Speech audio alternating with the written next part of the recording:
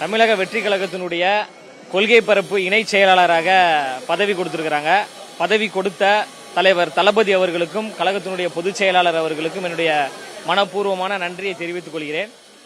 கடைசி மனிதனுக்கும் ஜனநாயகம், எளிய மக்களுக்கும் அதிகாரம் என்கின்ற புரட்சியாளர் அண்ணல் அம்பேத்கர் அவர்களுடைய வரிகளுக்கு ஏற்ப அதிகார பரவலாக்கம் என்பதுதான் உண்மையான ஜனநாயகம். அந்த அடிப்படையில் தலைவர் தளபதி அவர்கள் அதிகாரத்தை பரவலாக்கி ஜனநாயகத்தை நிலைநிறுத்தியிருக்கிறார். குறிப்பாக அவர் கொடுத்திருக்கிற பதவிகள் பார்த்தீங்கன்னா, பாமர ஏழை எளிய எந்த பின்புலமும் இல்லாத சாதாரண எங்களை போன்ற ஆட்களுக்கு தான் உயர்ந்த பதவிகளை கொடுத்து அழகு பார்க்கக்கூடிய ஒரு தலைவராக இருக்கிறாரு. இதுதான் உண்மையான சமூக நீதி, உண்மையான ஒரு சமத்துவம். நான்லாம் ரொம்ப ஒரு ஏழ்மையான ஒரு குடும்பத்திலிருந்து வந்த ஒரு நபர். தலைவருக்காக உழைத்தேன், கட்சிக்காக உழைத்தேன். ஆனால் இன்று தலைவர் அவர்கள் மிகப்பெரிய ஒரு உயரத்தை எனக்கு கொடுத்து அழகு பார்த்திருக்கிறாரு. உண்மையிலே இது மிகப்பெரிய ஒரு மன நிறைவாகவும் மகிழ்ச்சியும் தருது.